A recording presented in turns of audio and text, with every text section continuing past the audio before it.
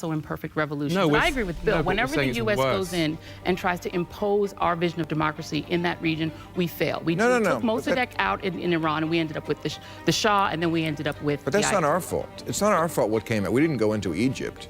Well, we wound up with the Muslim Brotherhood. We didn't go into Egypt. We were supporting and propping up Mubarak for 30 years, even as we were cheering for all the Tahrir Square demonstrators as though we were on their side. It was our government that kept Mubarak in power, just like we've done across the entire Muslim world. And it's amazing for you to say that, well, look at all these Muslims. The minute you give them a little bit of freedom, they go wild and they start being all violent. How can you be a citizen of the United States, the country that has generated more violence and militarism in the world over the last 5 or 6 decades, and say, look at those people over there, they are incredibly violent? We play a significant role in what has been happening in the Middle East because we've been interfering and dominating that region in order to have access to the oil. I wasn't talking about violence, I was talking about theocracy. That doesn't happen here.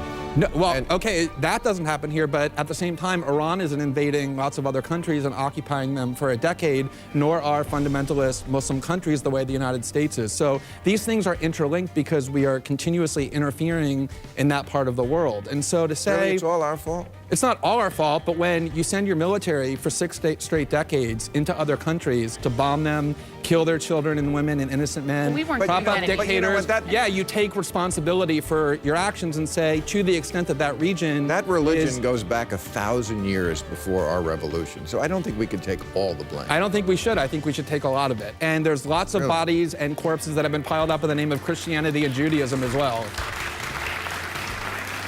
Not recently. Have you heard of the occupation of the West Bank and Gaza for the last 50 years, motivated in part by extremist views of Judaism, or the wars in Europe, or the fact that there were generals in the United States saying we have to go and invade and destroy Iraq, a country of 26 million people, because our God is bigger? Lots of religions, not just Islam, produce violence. Well, if I could just make one quick point about Egypt. That silly liberal view that all religions are alike because it makes you feel good. No, it makes you feel good to say our side is better than people over there are primitive and violent. No, it makes you feel good to put a crown on your head and say, I'm a good person. How do I prove that? You get to ignore the responsibility that your own government has for the violence and instability in the world by saying, look, it's that primitive religion over there that's to blame. All right, it's time for